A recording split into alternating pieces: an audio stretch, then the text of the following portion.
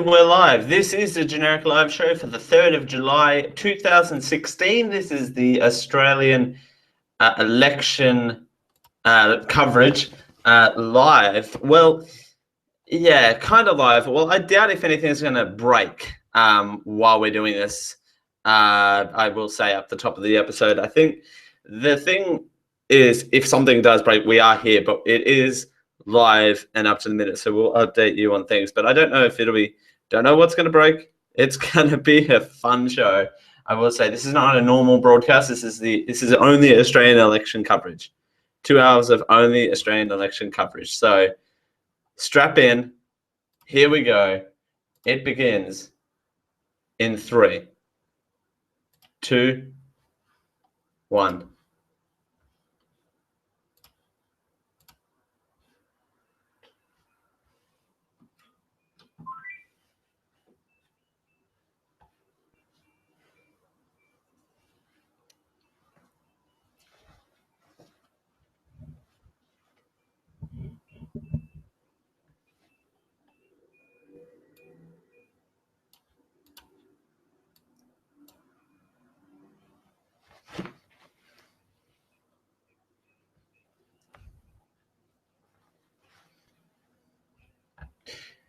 Thanks for joining us here on a Sunday. Yes, it is post-election coverage, the Australian federal election post-election day coverage here on a Sunday here on the Generic Live Show. 2 hours of election coverage right here. Oh my God, what the heck just happened? We did it again. We've got a potential for a hung parliament yet again. We will tell you everything you need to know, and late breaking news, by the way, if it does come through, we'll have it for you. We've got wall-to-wall coverage for you for the election. So what happened? Well, we don't have a winner. So there you go. Malcolm Turnbull says he has every confidence the coalition will be able to form a majority government, but no one can really say the certainty will be the outcome. Not only the expert in the field, Anthony Green, which we'll hear from in just a moment, it raises a lot of questions. The election raised a lot of questions. But how did we get here? Well, with 78.8% of counted votes thus far, the Labor Party is leading with the amount of seats. You need 76 seats in the lower house to win.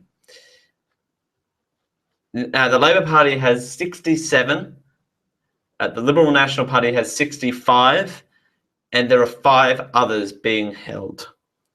I just said that there are 2 independents, 1 Green, 1 Nick Spolian team member, and Bob Katter. And like I said, 13 seats will remain in doubt. That was as of 5 minutes ago. I'll let Anthony Green of the ABC tell you more here. Oh, there we go.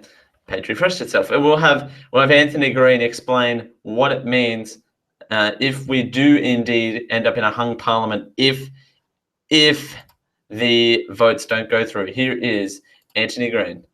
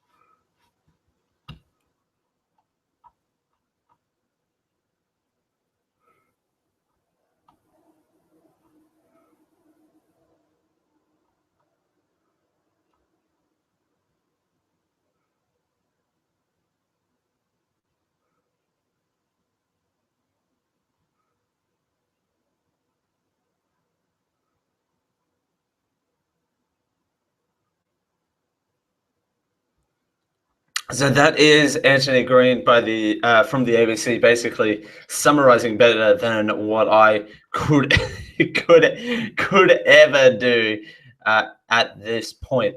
But just to summarize, the two scenarios are: the coalition picks up 9 or more in doubt seats to form a majority, or the coalition does not reach 76 mark and the Australian government has a hung parliament. The Green says the coalition will win more seats than Labor, so Labor majority government is not a possibility. That's the opinion of Green. That's not a fact. But with the ALP in the lead as it stands, 67, 65, 5 going to the others. Let's have a look at the two-party preferred total as it runs, and wow, it's just crazy. It's crazy close. We can see why people are afraid of a hung parliament at the moment. The Labor Party is in the lead slightly. It's a smidge lead with 4,930,71. That's 50.22%, with a swing of 3.7%. The coalition is following it up with 49.78%. That's a negative swing of 3.71%. Close seats, though, hold all of the balance. In positions like this, those seats do matter. So we've got seats here that really can make the world of difference. I'm going to turn my microphone up there a little bit. I don't know why it went quiet all of a sudden, but it's really getting down to the wire. Into the wire here. So no one knows what's going to happen. Want to tell you what happened here locally, though, in the seat of Leichhardt. I want to get this up. I didn't have it up. I had it up earlier, but I don't have it up now. Results for the Leichhardt electorate, of course, where we live here in Redlands. Want to bring you local results as well as national results as they happened as well. 61 of 67 polling places have been counted. And the incumbent LNP member, Warren Entsch, is leading with 53 to 47 by Sharon House's Labor Party. There's a margin of 5,000 votes, with still 6 polling places to come in for Leichhardt. That's a swing of 2.3%, by the way. Previously, the previous election, the LNP got 56-44, so that it is really close. For all of that, in third place, funnily enough, is the Greens. Kurt Pumpkins got 8.7% of the vote, with 7.4 going to the independent overall. Of course, Palmer United. No one ran for Palmer United. Of course not. Yeah, no one ran for Palmer United this time around. We are still waiting on a few polling booths. I believe. Let's have a look. Arakoon has not come in. There's a remote, two remote locations. The hospital votes have not been counted. Thursday Island has not been come in, and Weipa. So we're looking for Weipa, Hospital, Thursday Island, Mapoon, and Arakoon. That's 5. Look at 6. Other remote. So probably postal votes and remote votes. That's probably about it. I would say that's the 6 that we're looking for. When you go into the breakdown, though, by suburb, it is really interesting once you get down into the numbers. Look very, very close in terms of the electorate. So we got 80,000 votes totaled up, and the electorate size is 109,000. So we're still waiting on those key results as well. Before we take a break, I want to break down the Senate results as well thus far before we get into the aftermath and what is happening around. And actually, I worked on one of the booths this time around as well, and I want to tell you a bit more about my personal experience on a booth this time around. So it really want to try to immerse you in as much information, drown you in electorate coverage information as much as I can, because there is just a lot going on, and there's a lot going on, and there's just a lot to take in. So these Senate results, we're going to start with New South Wales with 59.52% counted. LNP will hold majority, likely to win 5 seats. They got 36% of the votes. Labor got 32%. The Greens got 7%. Likely for the LNP got 4. Labor got 4. The Greens haven't got 1 yet, but they're likely to win. So likely to turn out to be 5 Liberal, 4 Labor, 1 Green. When we get to Victoria, 51.09% counted. The LNP scored 32%, so they have won 4 seats. The Labor Party scored 31.5%, likely to have 4 wins there. The Greens got 11%, 1 seat there, and it's looking likely, even though Darren Inch's Justice Party scored just a little shy of 6%. It's by the time they counted, the ABC is predicting it is likely that they will also pick up a seat. We move to Queensland now. 50.33% counted. The Liberal Party, National Party of Queensland, scored 33.6%. 4 Senate seats picked up there. 27.2% for the Labor Party. 3 seats picked up there. And yes, ladies and gentlemen, Pauline Hanson is back. Pauline Hanson picked up a Queensland Senate seat. The party overall scored 9%, which is an increase of 8%. That's a swing of positive 8.61%. I've got to give it to her. She picked up the Senate seat there. And the Greens, though they haven't picked up one, the ABC is predicting that they will. The Greens scored 7.5% of the vote.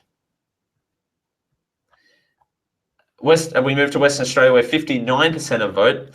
Liberals scored 38.4%. Picked up 1. The ABC is picked up 4 rather. The ABC is predicting that they will pick up 1 more. The Labor Party picked up 28.6%, 28.7% rather, right, rounding up. That picks up there. They picked up 3 Senate seats, likely to pick up 1 more. And the Greens, the Western Australian branch of the Greens, picked up 10.8%, winning 1 Senate seat.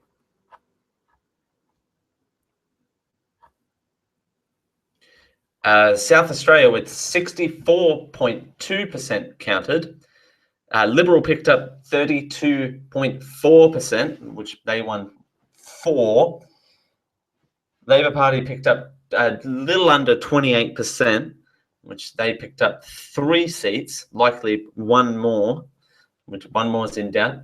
The Nick Spolian team picked up 21.9%. Jeez, when they won 2 seats, 1 still in doubt, and the Greens still have a seat in doubt with 5.7% of the vote. We move to Tasmania now, where it was, wow, Tasmania, this election. We'll get to that in just a sec. The Labor Party picked up 34%. They won 4 Senate seats. Liberal picked up 31.8%, picking up 1 seat. The Greens picked up 10.93, picking up a seat. The Jackie Lambie Network picked up 8.6% in Tasmania, giving them a seat as well. Finally, the Australian Capital Territory, 56.5%. The Labor Party picked up 38.19%, which they picked up a Senate seat. The Liberals picked up 31.6%. They're likely to pick up a seat. There's 2 in play there. Oh, no, that was Australian Capital Territory that I read out, mind you. Sorry, my bad. Northern Territory, where 44% are counted. The Australian Labor Party Northern Territory branch, wow, that's a mouthful, picked up 39.85%, and they picked up a seat. And the Country Liberals picked up a seat with 35.74% of the vote. That's the Senate votes thus far as well. So they don't get updated as much as the House of Representatives do, because they are, well, they're not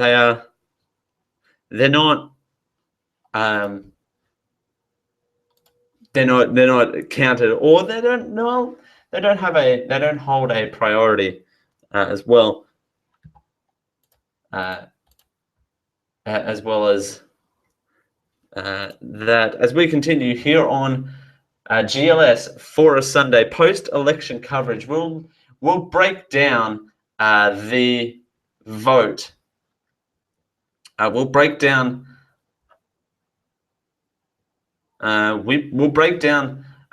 vote as we get going here. We'll break down how the day panned out.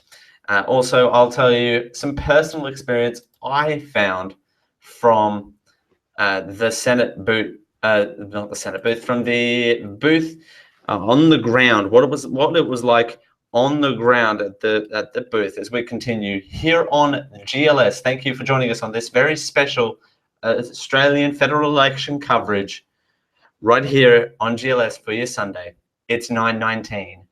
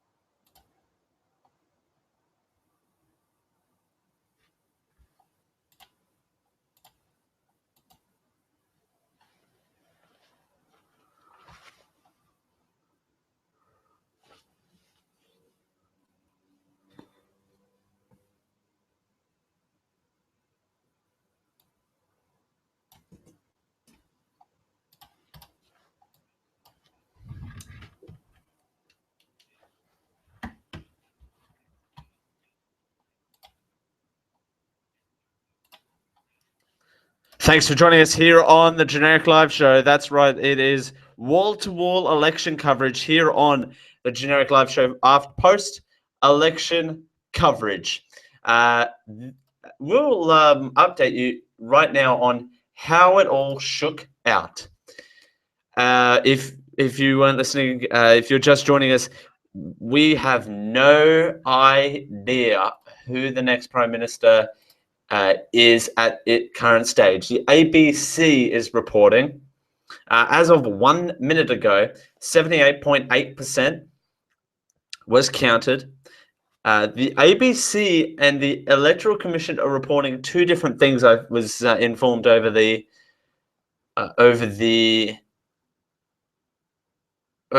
break.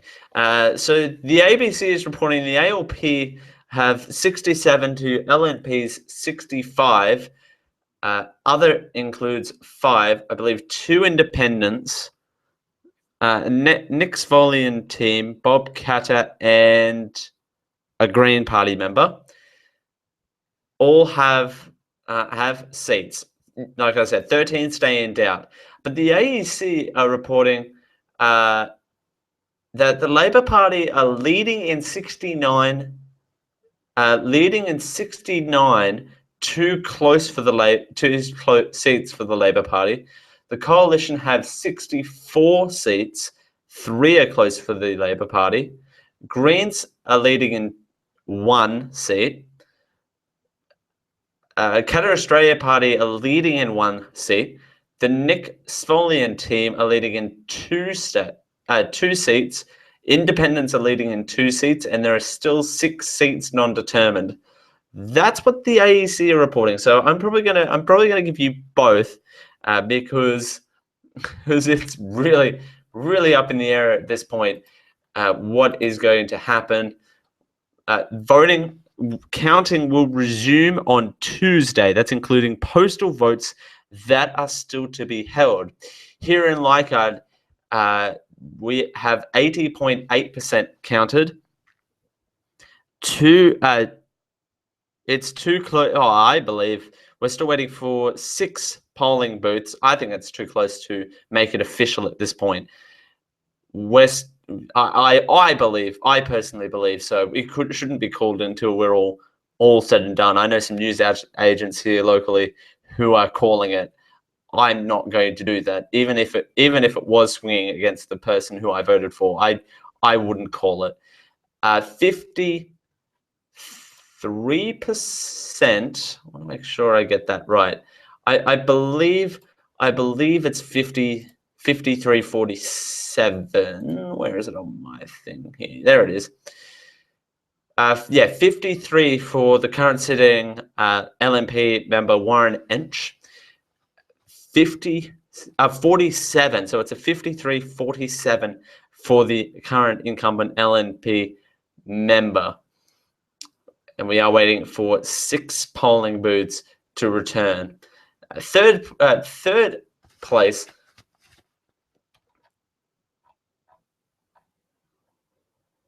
Third place, by the way, was Kurt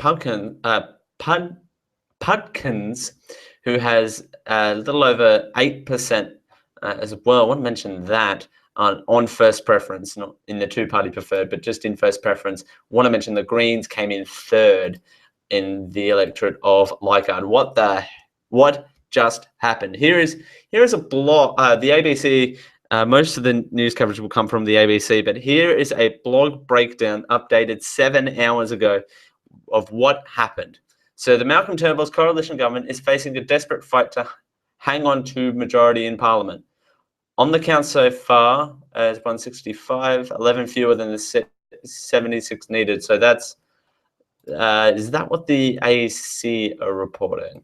The AEC are reporting 64 and 3. That's 67. And this report says 65. But anyway, the point still so. While Bill Shorten and Labor look to fall short of being able to form even a minority government, as they've staged an amazing comeback and has highlighted the volatility of modern Australian politics, writes. A couple of people wrote on this. Tim Lisley, and contributors Ben Spragon and Blake Butcher. As the night started, the upper aisle turned red. Tasmania set the tone early, with Bass the first seat to fall Labor. So here you go. While Labor recorded a 2% national swing, in Tasmania it was twice than that, showing a deeper detachment for the coalition government. Starting the night with 4 to ALP, 1 to other in Tasmania. Then Queensland started to come in.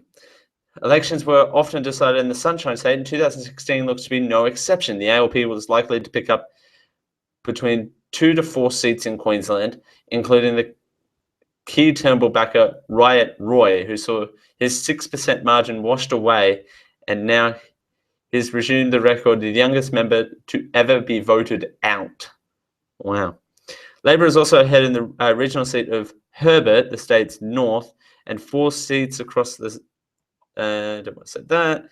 The giant of 2013 election, Palmer United, has faded from view, replacing the blast to form Pauline Hanson and One Nation. That's my head. That's my head hitting the wall. At this stage, 16 goes to the LNP, 12 to Labor, 2 to other. Then Australians turns against the majority parties, especially in South Australia. It continues. Whoever takes power in this election is going to do so knowing that a quarter of all Australians voted for someone else other than Labor or the coalition. The 4 current independents, Cathy McGrowan, Andrew Willock, Adam Bandit, and Bob Katter, all returned with increased majorities, and Senator Nick Svolian cemented his place as a massive force in South Australia. Senators Svolian and EX Party gained more than 20% of the vote across South Australia, picking up the seat of Mayo off embattled Liberal MP Jamie Bricks, still threatening South Australia's seat of Grey. In Queensland, while Mr Palmer's seat of Fairfax returned to the coalition, that was the only gain in the state. The majority of Palmer United's votes for 2013 shifted to the minor parties, predominantly One Nation. In the Northern Territory, Labor gained a second seat with a massive swing against CLP, Country Liberal Party, member Natasha Griggs in Solomon. A significant portion of this swing went to minor parties before bringing a return to new LNP member Luke Gosling through preferences.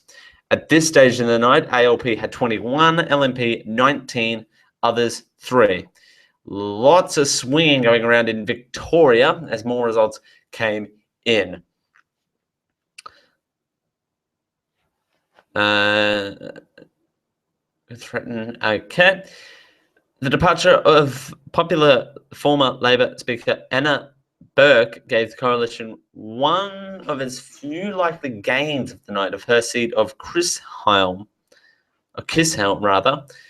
backing the national trend and looking like switching to the Liberals. The Greens, of course, regained their seat in Melbourne and remain in the running for the seat of Batman, both Labor strongholds. At this point in the night, ALP has 39, LNP has 33, and other has 5. New South Wales is the next headline is New South Wales back to Labor.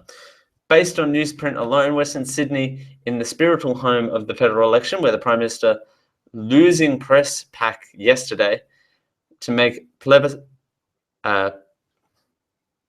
Plemagate out to Penrith elections with voters.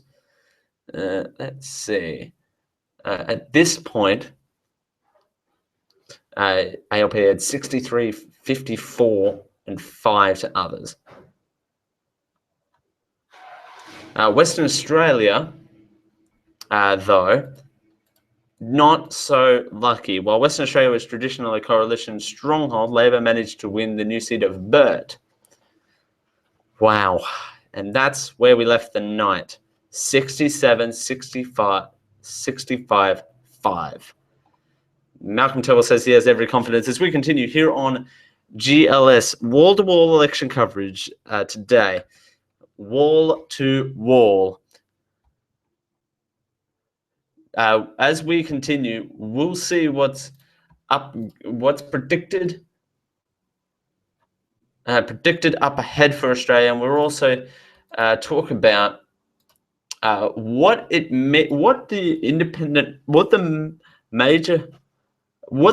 voter rage. What's that voter rage? And I want to tell you about how what my experience was. I worked at a booth here locally. Thank you, everyone who came up and said hi, by the way, here at a booth here locally. We'll give you more results, more information as we continue here on the Generic Live Show. Thanks for joining us here on the show. It's 9:33.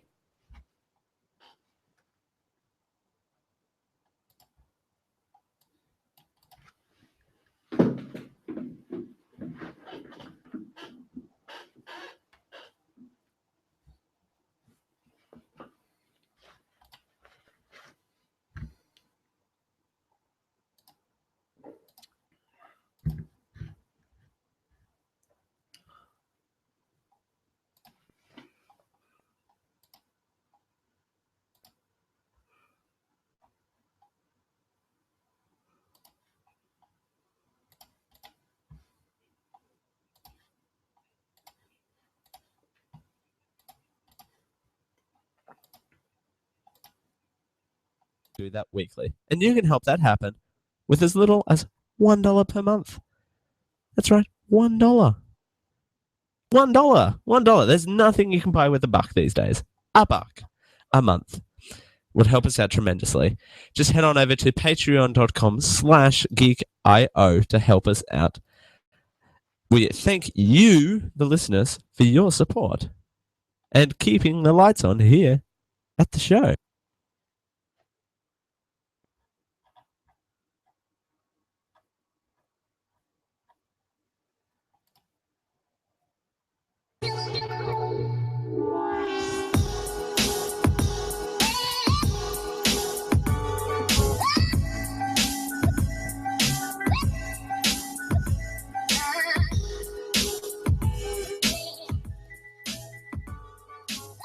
Live from Redlinch Valley, Queensland, Australia. This is the 2016 federal election coverage with your host, Dale Kim. Thanks for joining us here on a Sunday, here on the Generic Live Show, wall-to-wall coverage. Also, by the way, I want to quickly apologize for the live listeners. I didn't realize my connection wasn't set up properly. So thank you for alert listener for pointing that out to me. Thanks for joining us here on a Sunday, wall-to-wall coverage of the election. It's not typical that I would take out a whole show to cover this. As I understand, there is a lot more going on in the world, but this requires your attention because we do not have a clear leader, and a hung parliament is in vote. Updated a minute ago, the automatic refresh for the ABC happened. As of 1 minute ago, 78.8% was counted. The ABC is reporting that ALP has 67, the LNP has 65.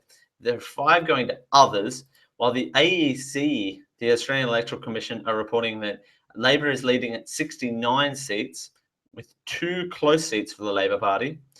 And the Liberal coalition has 64 seats leading, with 3 close. Remember, no seats have been declared at this point. Want to point that out. It's all who's leading at this point.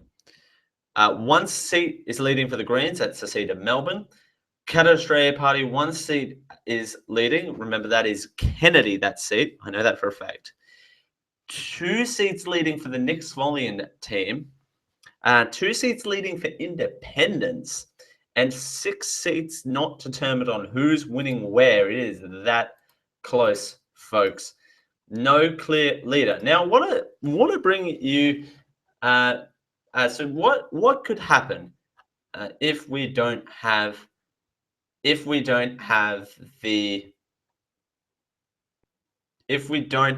majority?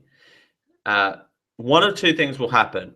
The coalition will pick up 9 or more in-doubt seats to form a majority government. They would need to do that in order to pick up the majority, naturally majority. They have 65 currently, according to the ABC. So the ABC is reporting that they need to pick up 9. Or the coalition does not reach the 76 mark, and Australia has a hung parliament. Here is Anthony Green from the ABC with more. In a situation like this, under our constitutional structure, the party in power has the opportunity to be the first to form government. There is a significant difference between this election and what happened in 2010. In 2010, the coalition had more seats once you included Tony Crook from Western Australia, who had that argument backwards and forwards about that. Labor had cobbled together everybody else in the crossbench. In this situation, it may be, if the coalition is a minority, they've got 74 seats. If they only end up with 74 seats, then they're better positioned from Labor, who would probably only end up with at most 69 or 70. So Labor would have to get all the crossbenchers to back them to form government. And that's much harder. And a comparable situation would be South Australia in 2002, when Labor under Mike Rann ended up 1 seat short of majority. The Liberal Party government had to get all 4 crossbenchers on side, and one of them broke and went with the Labor Party. And I think that would be the situation here.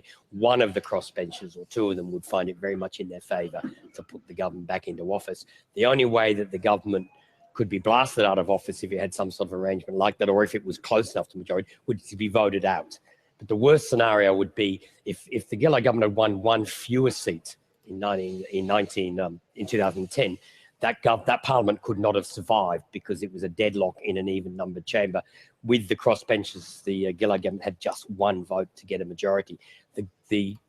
If this is the final result, then Malcolm Turnbull will be better positioned than Julia Gillard, but it would still be a demeaning result to have lost the majority.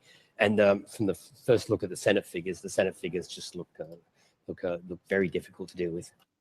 That is Anthony Green from the ABC explaining what will happen if we do get to a hung parliament. Now, I want to focus here locally, of course, live from Red Lynch Valley, up in the 2nd floor. Studio D, actually, is where I am I was going to do it from the Emporium, but, I just couldn't do it in the Emporium for a number of technical reasons.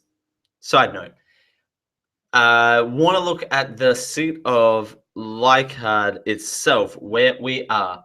I believe it's too close to call. That's what I'm saying. Some people here are already calling it on the 2-party preferred basis in Leichhardt, with 67 polling booths in. The sitting member of the LNP, Warren Entsch, has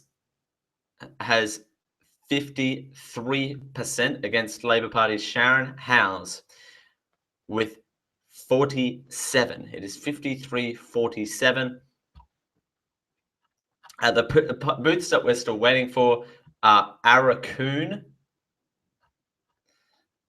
We're waiting for Arakoon, Mapoon. We're waiting for some postal votes.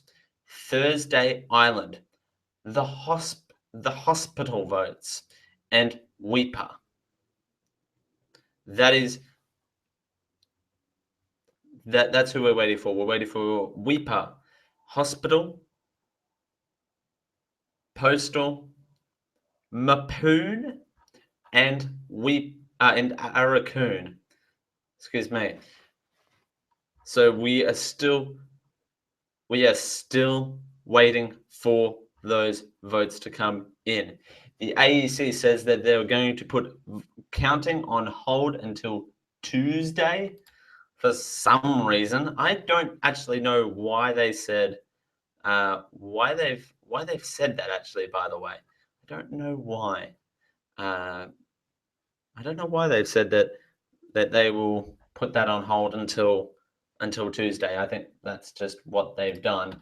But that's what we have at the moment to deal with. Within the next segment, I'll talk about my experience at the booth, because I want to break something up. Also, I have something a little bit humorous, by the way, next hour, to kind of break up this massive kind of coverage. It's a lot of information to take in at once. But an article that the ABC has put out by political editor Chris Holman. These names are killing me today. But anyway, so here we go. The headline of the article is "Major Parties Under Siege as Voter Rage Takes Hold." It reads, "If Malcolm Turnbull forms government, it'll be with barest of majorities or in alliance with crossbench." They're the people who aren't have any party affiliation, by the way. They're known as the crossbench, for anyone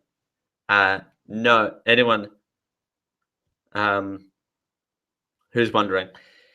He will face enemies across the aisle and in his ranks, and a Senate with at least as many weird moving parts as the one he just impurged.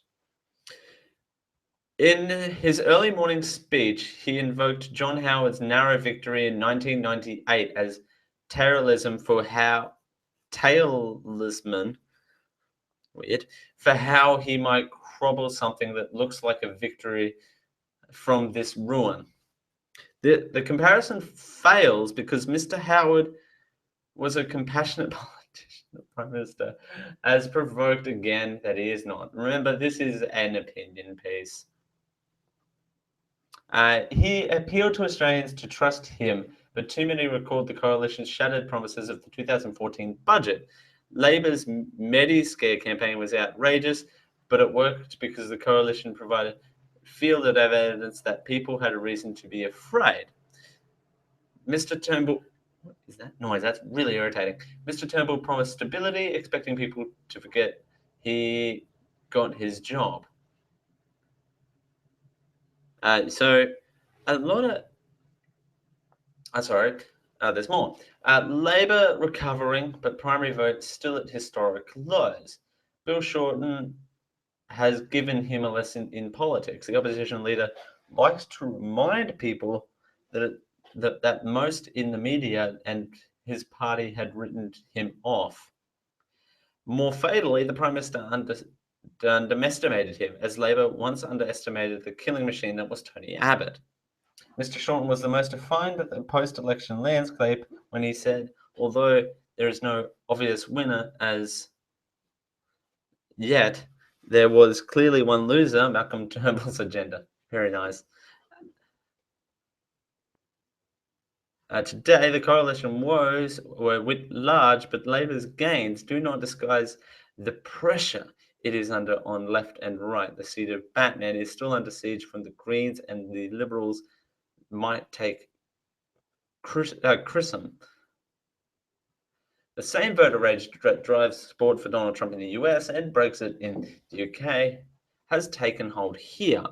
Some of it is perfectly rational response to a political system that is not working for the people designed to serve. Australian politics broke in 2009 when the major parties did not reach consensus on Labor's climate change bills. Mr. Abbott rose from the ashes of the coalition leadership spill and so terrified Kevin Rudd that he cut and run from the greatest moral challenge of our time, in quotation marks.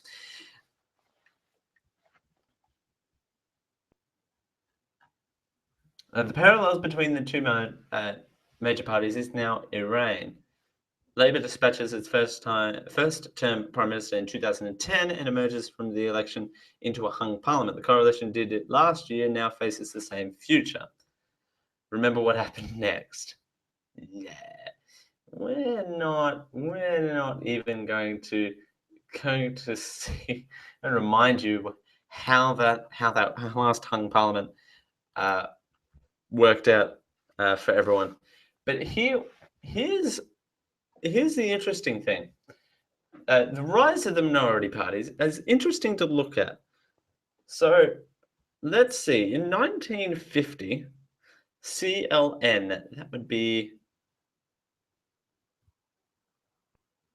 when did they... CLN? What does CLN stand for? I have no idea. CLN. Can someone tell me what the CLN stands for? No one has any idea. Well, it's in the blue, so I'm assuming it's an older version of the Liberal National Party. Yeah. Okay. That's what's being held. That's what's being said in my ear. So there you go. A lot is being said in my ear tonight. So you got to understand, if I'm a bit hesitant and a bit rambly, that's probably why. But if you look at 1950, CLN had 50.1, and the ALP had 46, and others had 49. Fast forward 20 years, it's about the same. Ups and downs, but the other parties really had a spike from 1975, where CLN had 53, ALP had 42.8. This is the first preference voting, by the way, and 42.8% for the ALP, and others had 4.1. You go to the next year, others spiked up to 12.2. It's a continuing upward trend, by the way, where the second spike happened around 1990, where CLN had 43.5 and the ALP had 39.4, and others had 17.1. It's a continuing upward trend, whereas this year, at the moment, you have CLN at 42.1, ALP at 34.9, and others at 23.2 on the primary vote. In South Australia, with the Nick Spholian team, you have more people voting for other categories than the ALP these days in that. Before the last election, though, CLN had 44.9, where ALP had 35.7, and others had 19.4. So the upward trend of other parties in South Australia, you have to think, in 1950, there was 1% who went to other primary voters. Winning a seat in the lower house, majority between the government and the opposition, and the federal election. -1 in 2010 and 35 in 2013. Swings are all over the place as well. And the rise of major parties is, the outraged vote that we were discussing earlier on as well. So just want to bring that information to you as we continue here on the Generic Live Show for a Sunday wall-to-wall election coverage. It has to be done post-election day. It's the hot button issue in Australia. Australia's future hangs in the balance. As we continue here on the Generic Live Show, well, I want to tell you all about my experience at a voting booth. I actually handed out how to vote cards this time around, and I want to tell you more about that experience as we continue here on the Generic Live Show. Thanks for joining us here on this post-election coverage. It's 9:51. This Geeko podcast network is proudly sponsored by Think Geek. Think Geek is the biggest online retailer of all things geeky. That's right, everything geeky. And they stock the biggest brands in geekiness like Star Wars, Star Trek, Doctor Who, Minecraft, Legend of Zelda, Marvel, Game of Thrones, DC Comic, and Geek Labs. And they sell a whole bunch of things like collectibles, electronics and gadgets, t-shirts and apparel, gifts. They sell it all over at Think Geek. And they have free shipping on orders over $75 or a flat $6.95 US standard shipping to all places in the US. So when you're ready to check out the range over at Think Geek, the online geek superstore, just use our link to go over to Think Geek over at geek-io.net/thinkgeek. That gives us a little bit of a kickback on what you buy. Don't worry, we're not stealing your shoe size or asking you for a blood sample. It's okay. We're only getting a kickback from what you buy. We don't actually see what you buy from Think Geek. Join in, geek out, Think Geek. We thank Think Geek for their support of the Geek.io podcast network. I got bad news for you. Your t-shirt sucks. You should take it off and buy a new one. And the best place to buy a new t-shirt is www.geek-io.net/tfury. Because I can have a t-shirt, you can have a t-shirt, but you better not get it from anywhere else but T-Fury. I am JD, and I approve this message.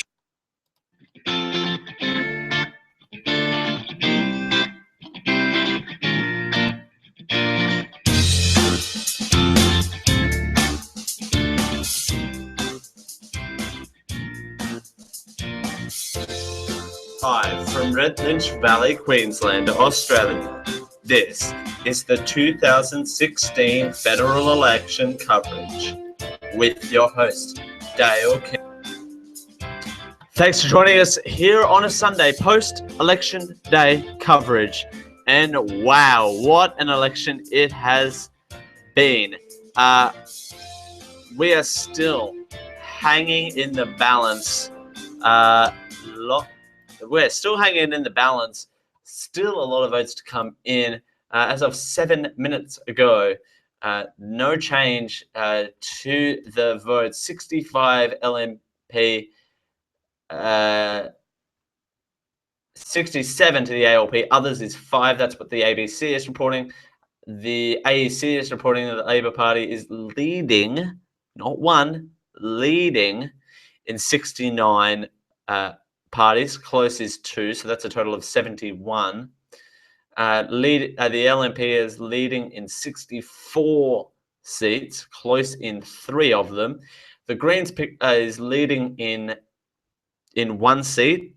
The Katter Party has picked up 1 seat, leading. And the Nick Svoley and team is going to pick up 2 seats. Well, they're leading in 2 seats. The Independent is leading in 2 seats as well. 6 seats still not determined. They're too close to determine that. I think the results are going to be deadlock there. Here locally in the seat of Leichhardt, I'm saying it's too close to call. We got 53-47. That's the current votes as well. Still waiting for some key votes to come in from remote areas. Thursday Island being one of them. So, and there's a margin of 5,000 votes. So there's still 5,000 votes in there to be counted as well. I was at a polling booth here locally, here in Red Lynch Valley, at the Red Lynch State College, and I had to say a few things, if I may.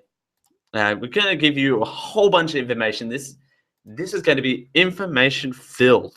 It's think of it like a sponge cake with the election as the cream filling. Okay, now I'm getting carried away.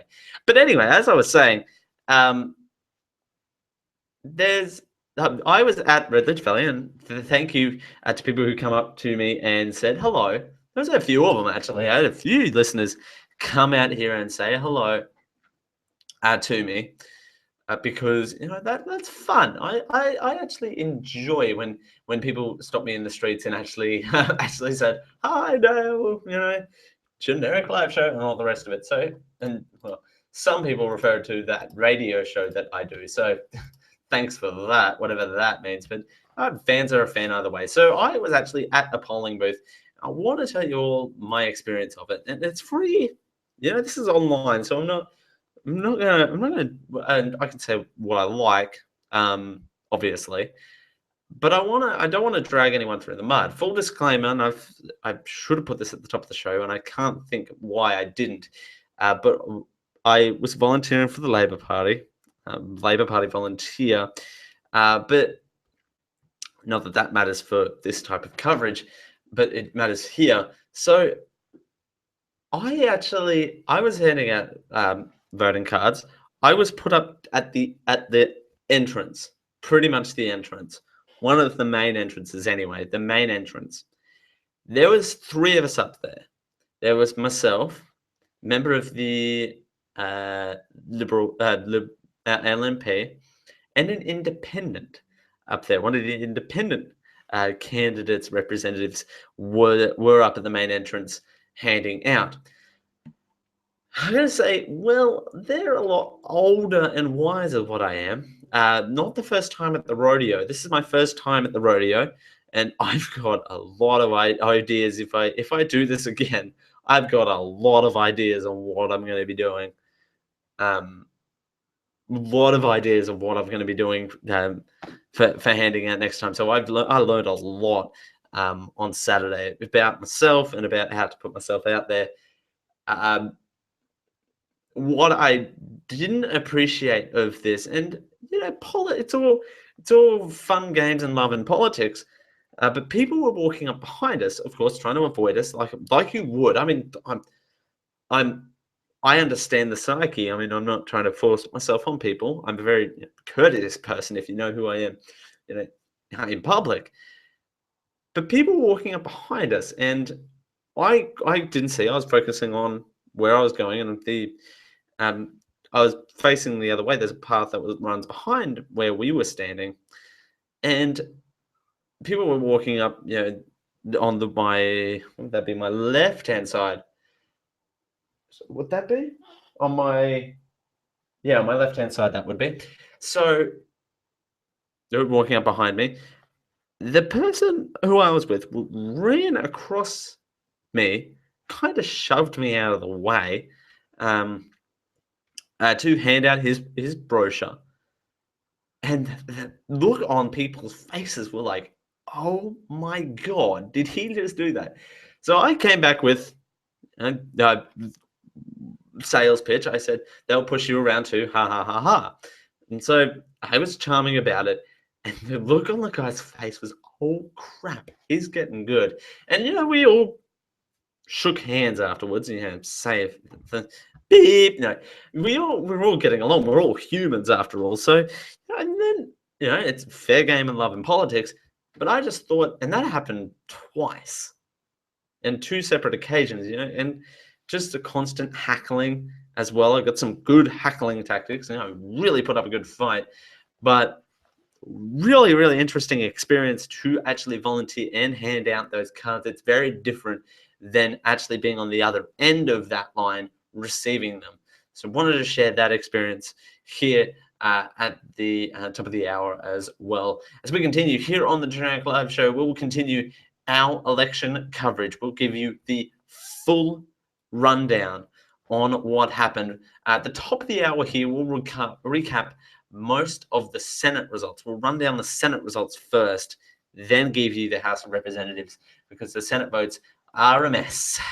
They're a hot, delicious soup of mess. Thanks for joining us. It's 10 o'clock. Hey there, everyone. It's Dale Campbell here from the Geek Hour Podcast Network to tell you more about Think Geek. Think Geek is the biggest online retailer of all things geeky, from the big names of geek that you know and love. For example, they stock the biggest range of Star Wars, Star Trek, Doctor Who, Minecraft, Zelda, Marvel, Game of Thrones, DC Comics, and Geek Lab items. Currently, Think Geek are having their super winter clearance with up to 75% off hundreds of items, such as the Star Wars printed R2-D2 stocking. Originally $24.99, now down to only $12.49. Or what about the Firefly 4-pack exclusive ornaments? Perfect for any tree. Down 40% to $10.79. Or what about a build-on brick mug? They're ranging from $4.99 to $9.99. Or you can pick up Doctor Who pajama pants for just $13. Or an organ transport lunch cooler. Perfect for those long days at the office. How about a Star Wars Death Star measuring cups? Perfect for the Force in the kitchen. This and many more items, a part of the winter clearance, can be found at Think Geek. With free shipping in the United States, with orders $75 and over, or a flat $6.95 US standard shipping. When you're ready to go over to the massive superstore that is Think Geek for all things geeky, head on over to geek-io.net/thinkgeek to head on over to Think Geek. That gives us a little bit of a kickback on all of the items that you order. Don't worry, we don't see what you actually buy, so there is no shame if you decide to order the Build on Brick Holiday Wrath or the Fallout 4 Vault Boy Holiday Ornaments. There is no shame if you order the Candy Cane Power Brick at all. We don't see that, but we do get a little bit of a kickback when you do go and order through us at Think Geek. Think Geek, join in, geek out with Think Geek for their support of the Geek.io podcast network. What's up, ladies and gentlemen? This is JD from How It Stacks here to talk to you about ProXPN. It is a private VPN, which basically means it is going to mask your IP address, protecting your data. So if you're out on the interwebs doing things you might not need to be doing, or if you're banking online overseas, it will help mask your data and keep it completely private. And you can do this for only $6.25 a month regularly, or you can use Geek20 for 20% off. So it's a pretty stellar deal, guys. And I'm just going to be honest, with all of the stuff that we've had going on, it's a good idea to invest in something like ProXPN.com. So I am JD, and I approve this message.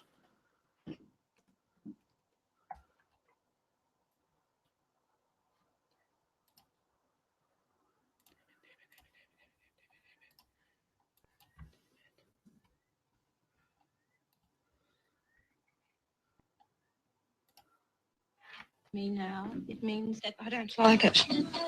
When you've turned my voice about, I don't like it.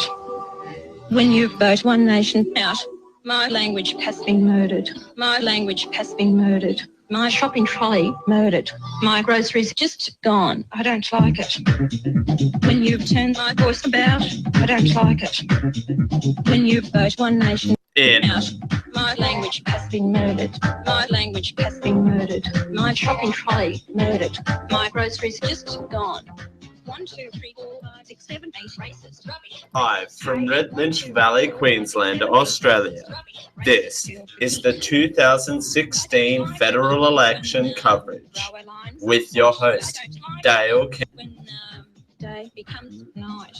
Thanks for joining us here on a Sunday, here on the Generic Live Show. Thanks for joining us. It's good to be here. As we enter the second hour of the coverage of the Australian federal election, and this is not going to stop. This is not going to stop. There's lots to do. We do not have a clear leader at this point. But we'll get to that. But the final words of Pauline Hanson, she don't like it. But she likes it now that you voted her in. Thanks for that. Yeah, Pauline Hanson is in the Senate. Ladies and gentlemen, 3 more years with Pauline Hanson. Yes. Oh, yes. Oh, slow. Oh, yes. You know, it's like it's this election. People went off the rails. I swear on this election, but we'll get to that. My personal opinion removed for just a second. I want to break down these Senate results, give them the full time they need, because they're a hot mess. Lots to see and do in the Senate. Of course, not much has been counted for the Senate because that'll take a long time to sort out. we'll break it down here. New South Wales with 59% counted. The LNP scored, we'll round to 1 decimal place. So the LNP scored 36, little under 36.1%. They won 4 seats and likely to pick up 1 more. So one is in, we got 2 seats in doubt. LNP is likely to pick up that one of the 2. Labor picked up just shy of 32.1%, picking up 4 seats. The Greens didn't win a seat, but they're likely to pick up the other seat that's in doubt. They scored 7.3% of that one. That's a final seat that's in doubt as well. Victoria, with 51% counted, the LNP scored 32.2%. They won 4 seats. The Australian Labor Party picked up 34.5%, won 4 seats. The Greens picked up 11.3%, won 1 seat. And likely to pick up a seat is the Darren Hinch Justice Party that scored just shy of 6% of the popular vote. In Queensland, 50.33% has been counted. The Liberal National Party of Queensland picked up 33.7%. They won 4 seats. The Australian Labor Party picked up 27.2%. They won 3 seats. And this lovely lady right here, I don't like it. No, I don't. she doesn't like that. She won her Senate seat. The whole party itself scored 9.2% of the vote, which is interesting. Likely to pick up a seat as well are the Greens with 7.6%. They're likely to pick up a seat that is still in doubt. There are still 3 seats in doubt, but the Greens are looking like they'll pick up one of them. In Western Australia, 59% has been counted. Liberal has picked up 38.4%. They've won 1. They're likely to pick up another one that's in doubt. The ALP picked up 28.7%. They won 3 seats, likely to pick up another one that's in doubt. The Greens in Western Australia Greens picked up 10.8%. They won a seat as well. The 2 seats that are still in doubt there. In South Australia, 64.23% has been counted. Liberals picked up 32.4% of the vote. 4 seats won by them. The ALP picked up just shy of 28% of the vote. Won 3 seats, likely to pick up another one that's still in doubt there. The Nick Svollian team picked up 21.9% of the vote. Picked up 2 seats, is likely to pick up another one that's in doubt. The Greens are likely to pick up a seat that's still in doubt. They scored only 5.7% of the vote. Yeah, they're likely to pick up another seat there. Tasmania, 69.8% has been counted. The Labor Party pulled out a victory there, scoring 34.2%. They picked up 4 seats. Liberal picked up 31.9%. They've won 4 seats down there. The Greens picked up just shy of 11%. They won a seat down there. The Jackie Lambie Network picked up 8.6% of the vote, and she won her seat. So there's 2 in doubt, however, still there. The ACT with 56.45% vote counted. The ALP picked up 38.2% of the vote. They won a Senate seat. Liberal picked up 31.9%, likely to pick up a seat. Still waiting on that one as well. Northern NT with 44.8% counted.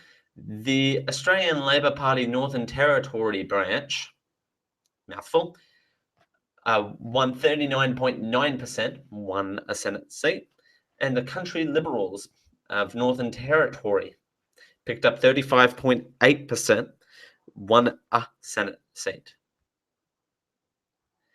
And there are still, there's no seats in doubt there.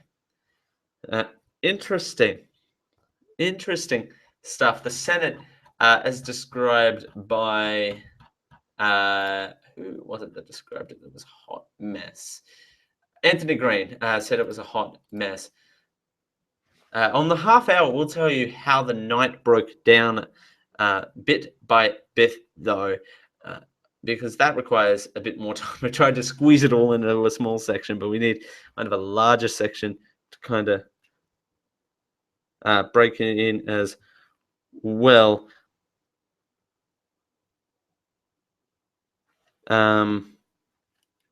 Break it in as well. What was I saying? Got distracted by a text message that I'll answer quickly in commercial break. So we don't have a winner. So that's a clear point I want to mention. So this is going to go on for a while. The ABC is reporting 13 minutes ago that 78.8% counted. The ABC is claiming that LNP has won 67, the LNP has won 65. There are 5 others, including 2 independents, a Green, Nick Scullion team member, MP, and Bob Katter. The AEC is reporting that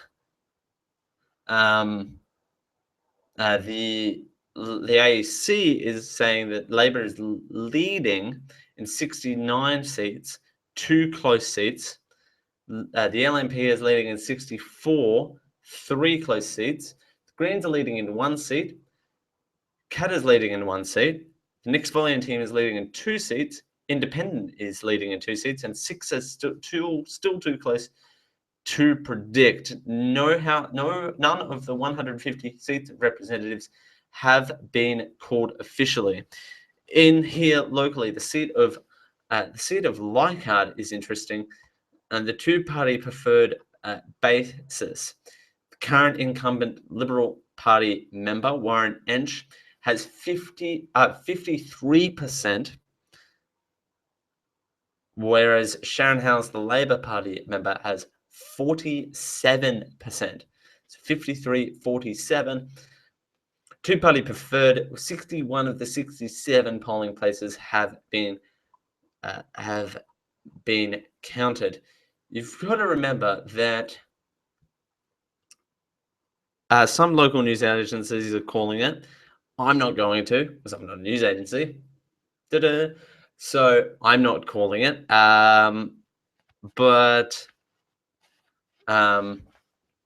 there you go.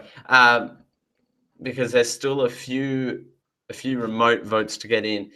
Still waiting for the Arakoon. Where are we? Arakoon. There's remote locations. The hospital votes. Mapoon and Weipa. So we're still waiting for those votes to get in into consideration as well. You look at the local votes as well. It's interesting to see how people voted. Of course, we have no Arakoon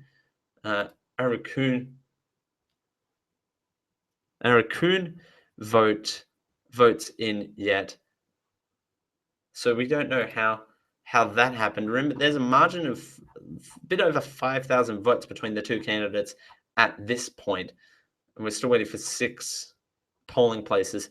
But you look at the voting breakdown. It's very interesting to see. Some of these are really close. Some of them are blown out, though. But it's a close race. When you break it down, it is a close fight. looking at some of these numbers here, local results. It's interesting to see where people went in this election as opposed to last election here locally as well. But you never know where people are going to go as well. There's been raising of and there was an independent this time around as well. That played huge into it, as it did across the nation as well as a whole. We'll let Anthony Green of the ABC, he'll tell you what will happen next because we have no clear leader. Here's Anthony Green of the ABC explaining in full what will happen next.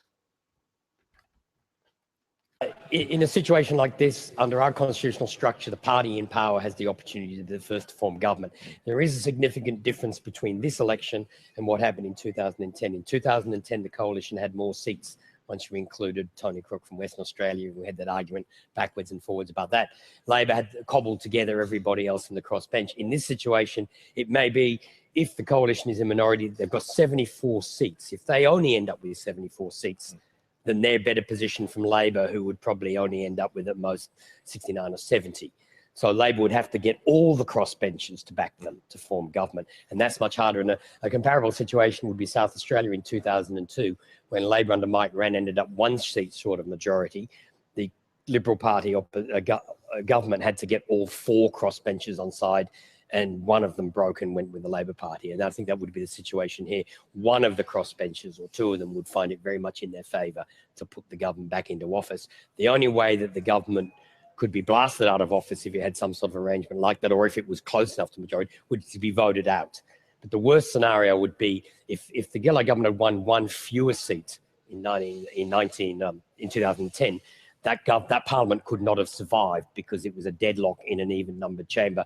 With the crossbenchers, the Gillard government had just one vote to get a majority. If this is the final result, then Malcolm Turnbull will be better positioned than Julia Gillard, but it would still be a demeaning result to have lost the majority. And from the first look at the Senate figures just look very difficult to deal with. So is what would happen, Anthony, correct me if I'm wrong on this, you would have the party that is most likely to be able to form a government. It looks like it would be the coalition, but who knows? They face a confidence motion on the floor of the House. The independents then decide, and the minor parties decide, if they're going to support them in a confidence motion or if they're going to back them to... Well, technically there isn't a thing called a confidence motion. Governments are appointed by the Crown and they act for the Crown. Right. And you can express no confidence in the advisors to the Crown. Right. So you can bring a government down, but there isn't such a thing as a confidence vote. But wouldn't the first thing, though, that the party that wasn't in government do, move a confidence motion? First thing to do is elect the Speaker. That is always the first test of a government after an election, is can the government elect their person as the Speaker. But we could end up, could we not, with a situation where you have the independents and the minor parties decide, okay, well, we're going to basically back the coalition in supply and in confidence motions, but every other piece of legislation will weigh up on its merits. That's right. But essentially, if the government chose to tough it out, they would have to be blasted out. You have to bring them down with a no confidence motion, and it depends on how it's done. I mean, you can have sort of all sorts of motions which the government can survive, which you might call no confidence. But that's what the constitutional scenario is. I mean, we don't know the final numbers yet. That will have to all wait. And this one, to me, this really does look like you'll have to wait for all the votes to be counted. In 2010, it was clear on the Monday what the numbers were. It's just everybody let it hang out for 2 weeks. But this one, I think we really are going to have to wait for those last seats. Yeah, I think what... that is Anthony Green from the ABC. As we continue here on the Generic Live Show, we'll bring you up to date on what happened today. We'll give you audio from the two main contenders, Malcolm Turnbull and Bill Shorten. We'll see if we can bring audio in of what they've got to say after the results come in. As we continue, it's 10:21.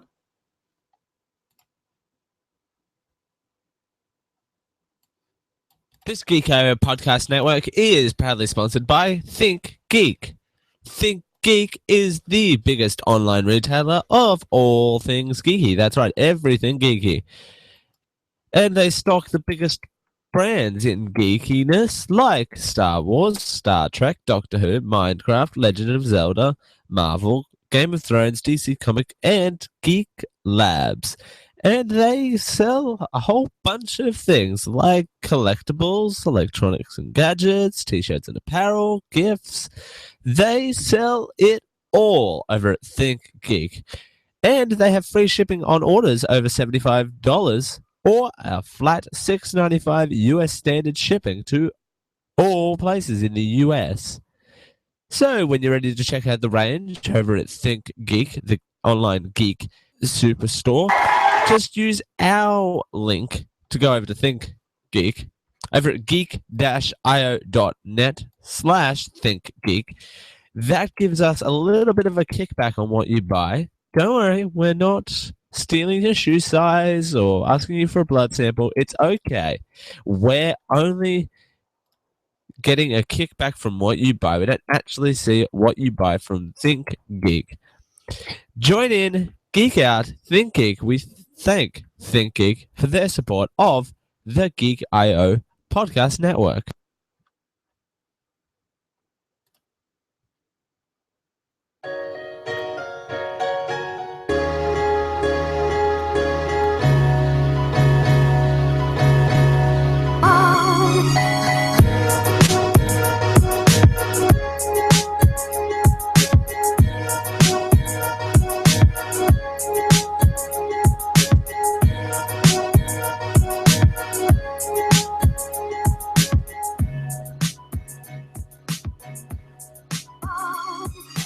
Live from Redlinch Valley, Queensland, Australia. This is the 2016 federal election coverage with your host, Dale Kemp. Thanks for joining us here on the Generic Live Show, here on a Sunday post-election day. It's good, so good to be here on a Sunday. Glad you'd be with us to kind of break down what happened. We have no clear leader, so this is not going away anytime soon. Neither is my background music, apparently. But we want to get in here what the candidates said. Now, I just had looked up here on both Facebook pages. Malcolm Turnbull, from what I can gather, hasn't posted anything on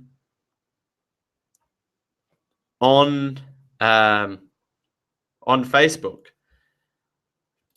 So, in terms of what Malcolm Turnbull thinks, we've only got one phrase to go on. Is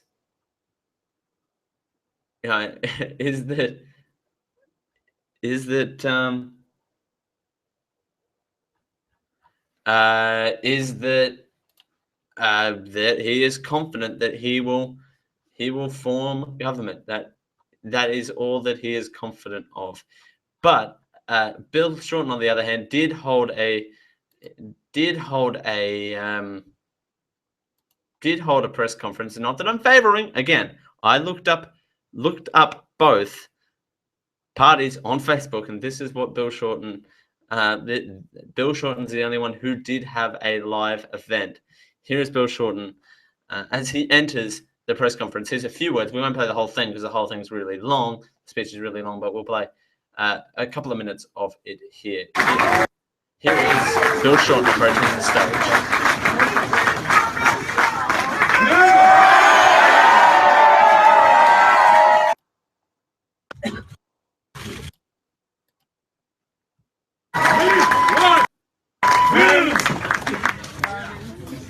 We will not know the outcome of this election tonight.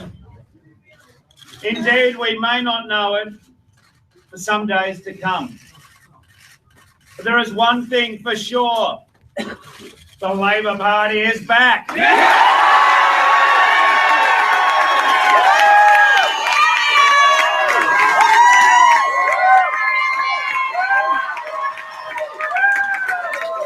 And all of you, every single one of you, and thousands of our supporters and members right across this marvellous country, you should have great pride in what we have accomplished.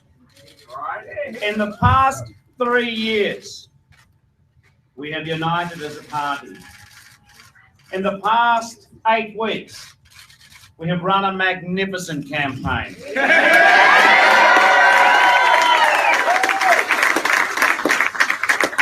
have argued for our positive plans. And 3 years after the Liberals came to power in a landslide, they have lost their mandate.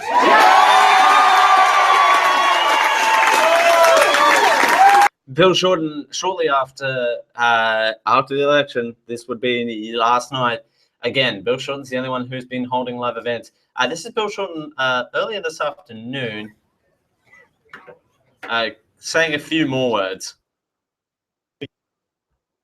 Mr. Turnbull's agenda was out of touch, and a lot of Australians made that clear yesterday in the ballot booths right across Australia. Andrew. What lessons from your time in the Gillard minority government have you learned?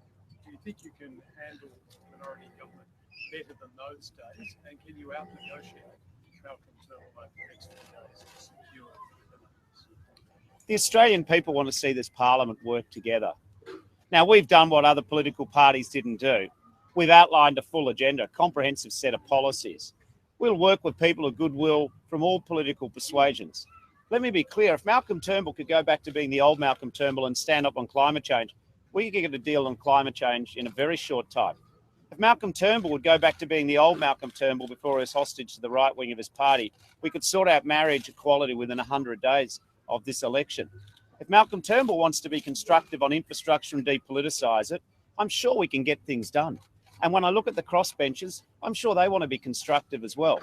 I look forward to the opportunities of the 45th Parliament, advocating Labor's program for jobs, education and Medicare, and I look forward to working with people of goodwill right across the political spectrum. What I've done my whole political career is bring people together and get people working together. You can focus on what you disagree on, or you can choose to focus on what we agree on. That is Bill Shorten earlier this afternoon holding Facebook live events across the weekend. And again, nothing on Malcolm Turnbull's page. Just want to put that out there. Not showing bias. I'm just saying. As we continue here on the Genetic Live Show, we'll run down how the night went and we'll cover more results as we continue. Thanks for joining us here on a Sunday, post-election day, 10:30. This Geeko Podcast Network program is sponsored by Audible.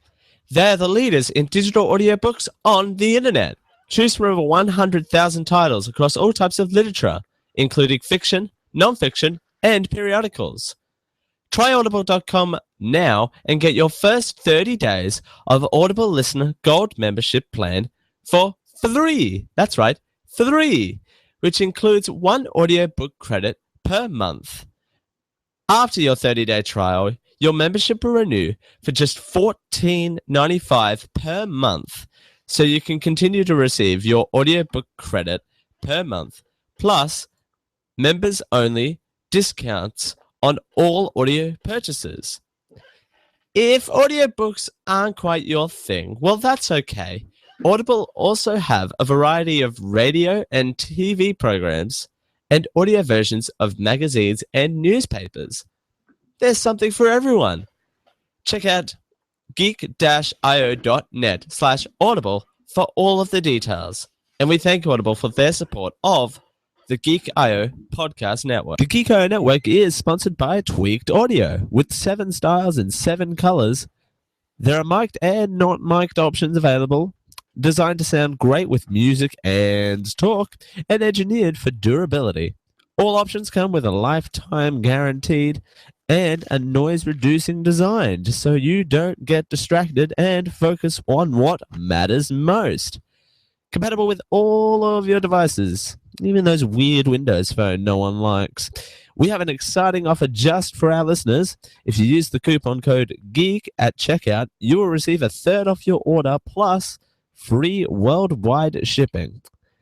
head on over to tweakedaudio.com to check out their range. And when you're ready to order, remember to use our coupon code GEEK at checkout for a third off, free worldwide shipping, and that lifetime warranty guarantee.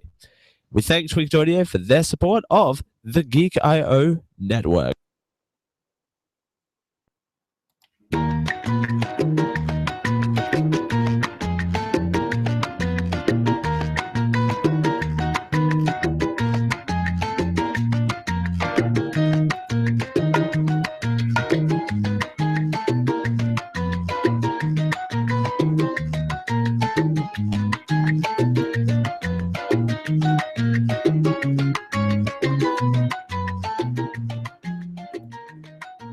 Live from Redlinch Valley, Queensland, Australia.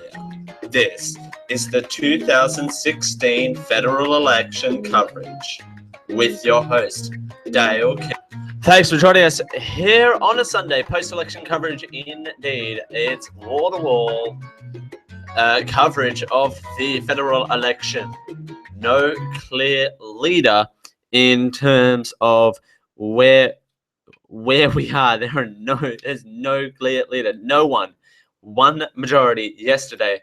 Want to break down how the night shook out. By the way, the ABC and the Australian Electoral Commission are reporting two different things. So I wanna clarify that up. And there has been a freeze on counting. That's also worth mentioning as well. There's a freeze on counting. So wanna get that out as well. According to the ABC, the Labor Party is winning the seat count at the moment with 67. The LNP has 65. There are 5 other candidates. If I remember them off the top of my head, that'll be a Christmas miracle. ABC is reporting Greens, Qatar, 2 independent, and a Nick Svolian MP team member. F am I saying today? Words escape me. But the AEC is reporting that the Labor Party is actually leading in 69 seats, 2 close seats being too close to call. The LNP is leading at 64 seats with 3 close calls for the Liberal National Party. The Greens are leading in 1 seat. Qatar is leading in 1 seat. The Nick Svolian team is actually leading in 2 seats. Independent are leading in 2 seats, and 6 seats are too close to call. Remember, 0 of the 150 House of Representatives seats have been declared. There is a freeze on voting that will that it has occurred. So want to put that out there as well. There is a freeze. So there is a freeze. Voting will resume on Tuesday. But that what was I going to say? But that is what is happening here. That Malcolm Turnbull says that he is confident that he will be able to form government once all this is all said and done. There's still a lot of seats to cover. Tasmania roped in red, by the way, so want to put that out there. Want to put that out there because a lot of swinging as well going on from all that. We don't have a clear leader. This could take a while. But the AEC is reporting now that it could take a month to finalize the federal election. Remember, counting will resume on Tuesday, but it could take a month. The result is currently too close to call, as I keep mentioning, with neither Coalition nor Labor so far assumed enough seats to form majority government. Australia is now facing the possibility of a hung parliament with more than 3/4 of the vote counted. AEC spokesperson Phil Diak said that more than 11 ballots of House of Representatives have been counted on Saturday, but it could take up to a month to be finished. Quote, there is a very strong pattern there. It does take a month to complete all counting for the House and Senate. Close quote, he told ABC News Breakfast. Quote, the AEC won't declare seats until there is a mathematical improbability of the leader being overtaken, as it were in any seat. So that's often a lot later when the victory is claimed or a seat is conceded. He said the AEC will put extra focus on close seats to work quickly as possible to provide clarity. Counting for the House of Representatives to continue on Saturday, when the votes will be counted to continue Tuesday. On Sunday, absent interstate. Oh, the votes will be today. Absent interstate, postal, and other declaration votes will be reconciled, sorted, and packaged ready for dispatch to the home division from Monday. Any counting today will be limited to small numbers of votes collected by AEC mobile teams. On Monday, officials will continue to process verifying more than 1 million postal votes already returned to the AEC. Tuesday, the counting of the lower house resumes. So we're getting those postal votes verified today to be counted on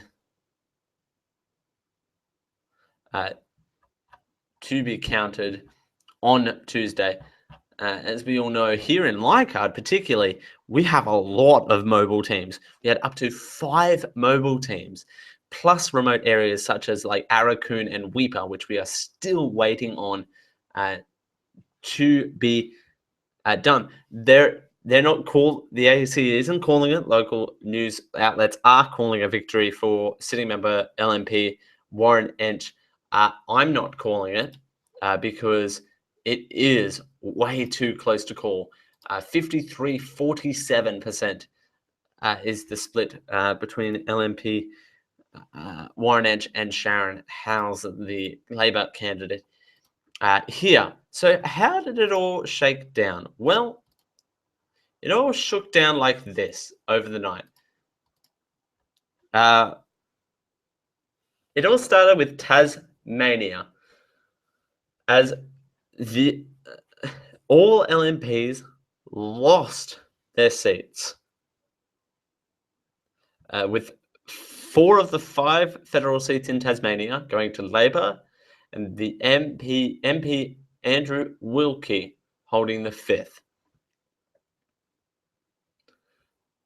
While Labor at the time was holding a 2% national swing, Tasmania, it was twice that. Queensland started to swing for Labor, as the LNP took an early lead with 16, 12, and 2.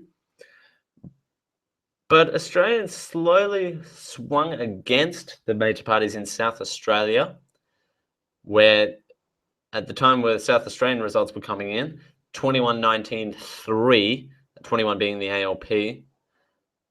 Victoria was roundabouts, swings and roundabouts, where ALP snuck in 39, LNP snuck in 33, and 5 goes to other parties. New South Wales tended to come back to Labor, where 63 voted for the ALP, 54 voted for the LNP, and 5 voted for other parties. And it may yet be one in the West, is the headline, but it wasn't, where typically the coalition stronghold in the West didn't really hold up, as ALP held on 67, 65, and 5 to others. Australian is in the lead. We keep playing this audio every segment, but I think it's important. Anthony Green from the ABC. This is what's going to happen in the next couple of days as we kind of determine who these final seats on who is actually going to take power In a situation like this, under our constitutional structure, the party in power has the opportunity to be the first to form government. There is a significant difference between this election and what happened in 2010. In 2010, the coalition had more seats once you included Tony Crook from Western Australia. We had that argument backwards and forwards about that. Labor had cobbled together everybody else in the crossbench. In this situation, it may be, if the coalition is a minority, they've got 74 seats. If they only end up with 74 seats, then they're better positioned from Labor, who would probably only end up with at most 69 or 70. So Labor would have to get all the crossbenchers to back them to form government. And that's much harder. And a comparable situation would be South Australia in 2002, when Labor under Mike Rann ended up 1 seat short of majority. The Liberal Party government had to get all 4 crossbenchers on side, and one of them broke and went with the Labor Party. And I think that would be the situation here. One of the crossbenchers, or 2 of them, would find it very much in their favour to put the government back into office. The only way that the government could be blasted out of office, if you had some sort of arrangement like that, or if it was close enough to majority, would to be voted out. But the worst scenario would be if the Gillard government had won 1 fewer seat in 2010, that parliament could not have survived, because it was a deadlock in an even numbered chamber. With the crossbenchers, the Gillard government had just 1 vote to get a majority. If this is the final result, then Malcolm Turnbull will be better positioned than Julia Gillard, but it would still be a demeaning result to have lost the majority. And from the first look at the Senate figures just look very difficult to deal with.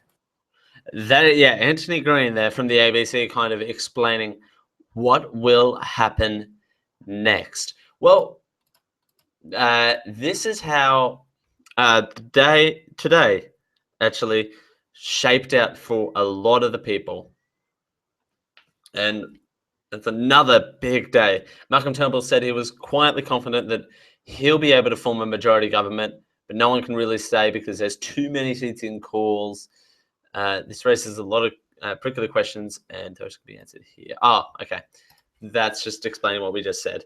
The process over the next couple of days, as I already mentioned before: Sunday, absent interstate, postal, and other declaration votes will be reconciled, sorted, packaged, and ready for dispatch to the home division from Monday. Any counting today will be limited to small numbers of votes collected by AEC mobile teams.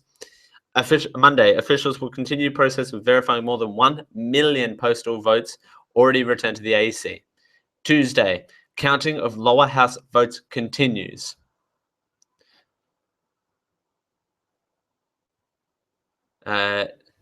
Victorian Premier talks Shorten leadership. Daniel Andrews said Shorten has his full support as the leader of the Labor Party. Quote, Bill Shorten is the right person to lead Labor, whether he be Prime Minister or as an opposition leader. I will support Bill remaining in that leadership of the member party. He's the right person to lead us.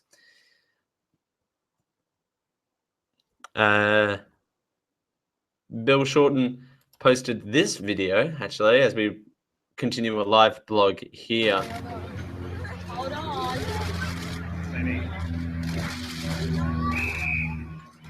As Bill Shorten takes his kids to the park, by the way. Want to put that out there. But meanwhile, Malcolm Turnbull was at a media conference where he was delivering a stage. No video of that, but by the way, we played the video of Malcolm Turnbull saying that Malcolm Turnbull's agenda is lost. Shorten again rules out the alliance with the Greens. The opposition leader again is ruling out forming a majority government with the Greens, saying, quote, we're going to keep to our word. We won't form any coalition agreements with the Greens. They understand that. Just like a number of crossbenchers have said, they have their issues, but I will make it clear that we are committed to making the 45th Parliament work. Both Andrew Wilkie and Cathy McGrowan have ruled out forming a government with either major party. Bill Shorten is now moving to the CFA issue, saying that it is a state issue and will be dealt with by Victorians. Mr. Shorten is now wrapping up by saying, quote, Labor has its voice back. People went into the polling booth yesterday knowing what Labor stood for. lot coming from Mr. Shorten. I want to try and get some Malcolm Turnbull in here.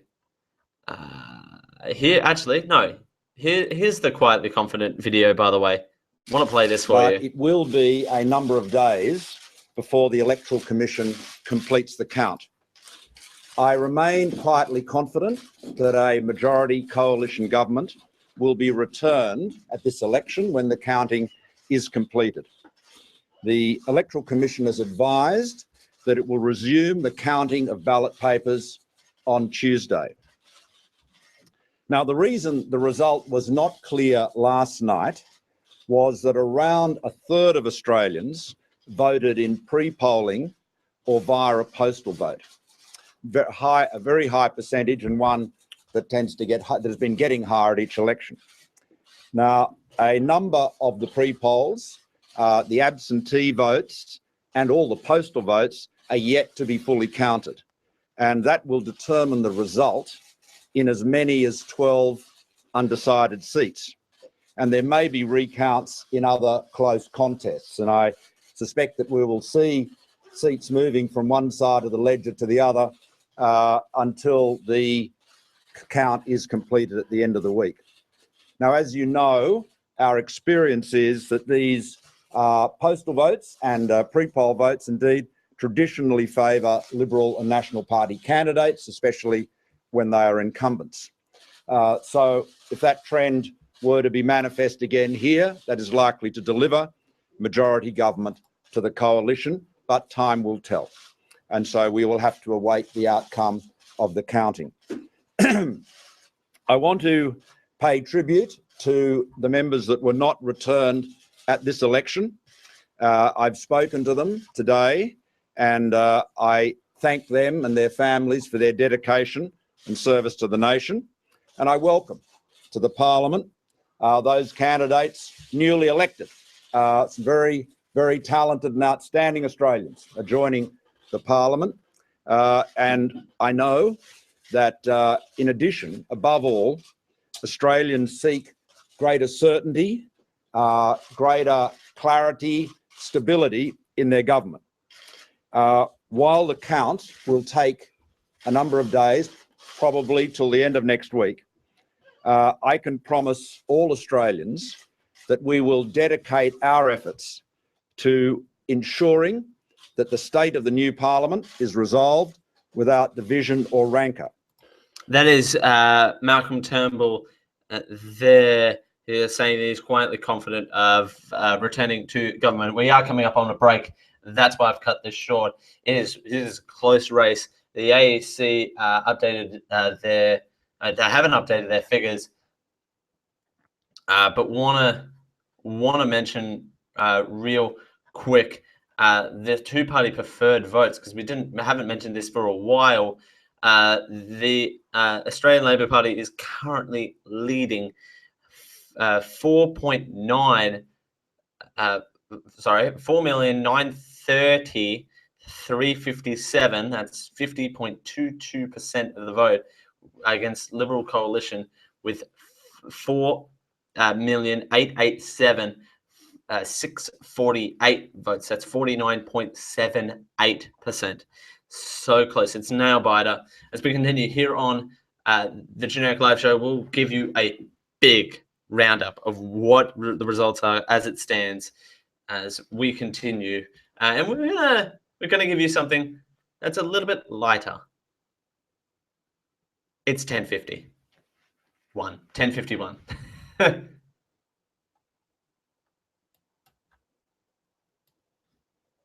I got bad news for you. Your t-shirt sucks. You should take it off and buy a new one. And the best place to buy a new t-shirt is www.geek-io.net/tfury, because I can have a t-shirt, you can have a t-shirt, but you better not get it from anywhere else but T-Fury. I am JD, and I approve this message. Hi, this is JD. You know me from How It Stacks and other popular things that haven't quite caught on yet, but something that has caught on, that would be Think Geek. And everybody loves Think Geek because you can get Han Solo ice cubes, Daleks, sonic screwdrivers. Hell, I'm drinking a screwdriver now, but only because, I love Think Geek.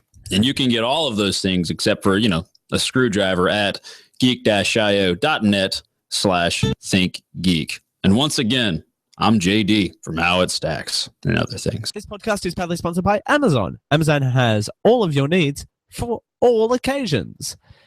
Amazon stocks a large range of pretty much everything. Everything from automotive to baby to computers, payment cards, groceries, health and personal care, and everything for Amazon Kindles, ebooks, movies and television, magazines, office products, and stuff for your patio, lawn, and garden. Hey, they even sell sports goods. If you're into sports ball. If you're ready to check out the range at Amazon.com, use geek-io.net/Amazon to help out the Geek.io podcast network. We get a little bit of a kickback through our affiliate link there. That's geek-io.net/Amazon. Amazon, everything for every occasion. Everything for every occasion may not be the official slogan for Amazon. Some products not available in all areas.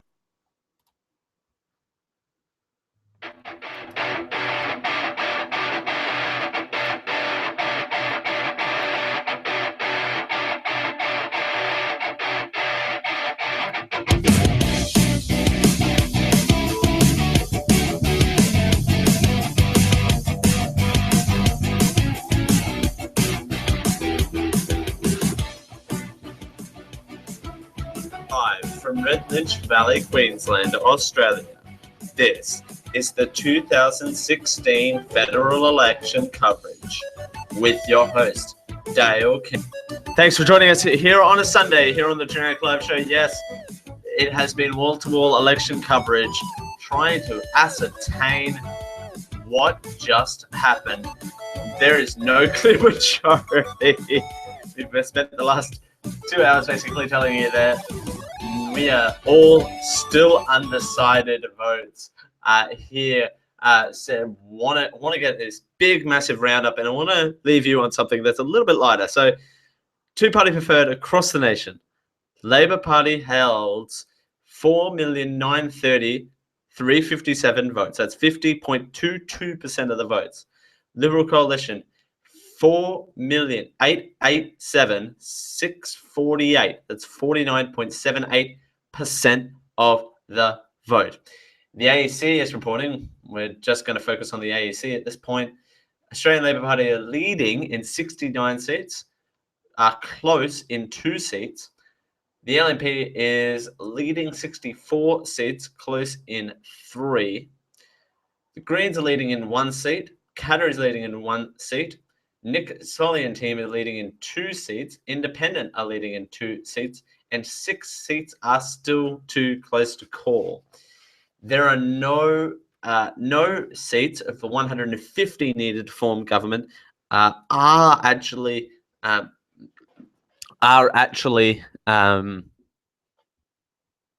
declared, fully fledged declared. Here locally, here in the seat of Leichhardt, it is wow. So it is. I would say it's still close. 61 of 67 polling places returned, not officially called, but leading is Warren Entsch, the incumbent LNP representative, with 53% against Sharon Howes from the Labor Party, bringing up at 47%. So 53-47, still waiting for 6 voting places, which are Arakoon. We're waiting for a mobile team from multiple sites. We're waiting for Mapoon, waiting for the hospital. I think that's Cairns Hospital, by the way, and Weipa and Thursday Island. Still waiting for those votes to come in. Through that. Liberals have form majority in the Senate as it stands. Pauline Hanson got elected in Queensland. That's what's happened here, counting will resume. Counting, by the way, will resume on. Counting will resume on Tuesday, as votes were packaged up and sent. Remote will happen there, and verification will happen on Monday. Counting will resume on Tuesday, so we won't know until later in the week what the result may be. We'll surely bring all of the news to you next week. Won't be full wall-to-wall coverage, but we'll certainly bring it to you if we deem necessary to not clear the result from the election. Too close to call. Wow, and a swing against the popular parties as well. I mentioned last hour. If you want to check it out, it'll be the clip of the week. My particular experience at a booth. That'll be the clip of the week. Check that out. What happened to me at a polling booth as well. It was pretty. I wouldn't say funny, but interesting perspective from someone who was on the ground at a booth, volunteering in amongst it. But want to finish off this Collective Noun Today video. I'll say what parties they are because it's an audio version of what if political parties ran election barbecues. Let's have a look. Let's have a listen of what Collective Noun. This is meant to be funny. It's meant to be lighthearted on the heels of all this information. Take a listen. So first up is the Qatar Australian Party. What do we have here? Mate, we got Aussie beef in the sausages, we got Aussie wheat in the bread, and we got Aussie steel in the barbecue. You don't like it? You can get out. Oh, no, that's fine. It's just I think those tongs say made in China. Thanks. That was close. Liberal. Who's that guy? Oh, yeah, we privatised the barbecue business. Right. Yeah, so that'll just be $15. $15 for a sausage? That's the free market. If you don't like it, you can get a loan off your parents. I don't have much money. Well, you should have thought about that before you were born. The Greens. Just one sausage, thanks. Oh, sorry, we only have organically farmed, locally sourced mushroom burgers. Doesn't even look like the barbecue's on. Yeah, the Greens don't really have any power. Oh, you mean the barbecue? No, House of Reps. Labor. What's going on here? Look at all the jobs we created. It looks like there's just a lot of people doing one job. No, I think they're all important. Okay, well, how much are sausages? They're free. Free? Yes, we believe all Australians deserve free sausages. Well, that's great, but how are you paying for it? Look, do you want a free sausage or not? Well, I'm not going to say no. Palmer United. Where are all the sausages? Yeah, sorry. Clive ate them all. Forget footy players or Pokemon. All the cool kids now have politician trading cards. Collect them all. Oh, wow. Okay. We don't have time for that. Thanks, everyone, for joining us. If you missed it, we will be podcasting this for sure. You'll catch it on the podcast. Thanks so much for joining us on this election coverage. It's 11 o'clock.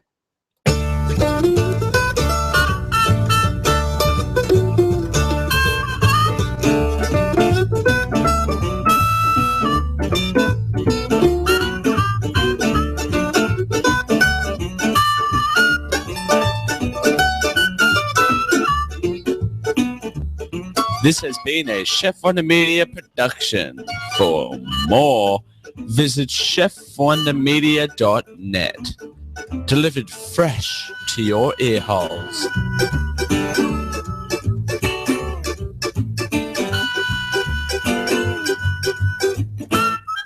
Copyright 2016.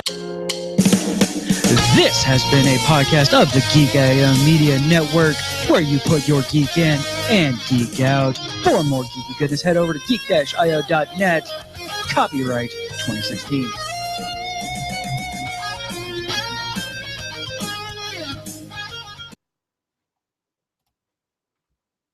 Okay, there's that. So I wanna see. It's now have. I want to see politician trading cards. I want to watch this. Forget footy players or Pokemon. All the cool kids now have politician trading cards. Collect them all. Oh, awesome. Bill Shorten. Now I'll be able to take down any Labour leader card. You can trade cards with your friends. Hey, I'll give you one of my Labour cards for one of your Greens cards. Oh, you guys are always making deals with each other and you never want my Liberal cards.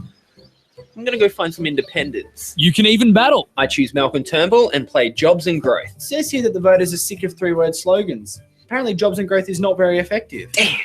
Should have learned after Stop the Boats. Collect all your favourite frontbenchers. Julia Bishop, Anthony Albanese, and the limited edition Peter Dutton card. Now with reinforced borders. Politician trading cards. Large corporations and unions have owned our politicians for years. Now you can too. I'm going to play my Trump card.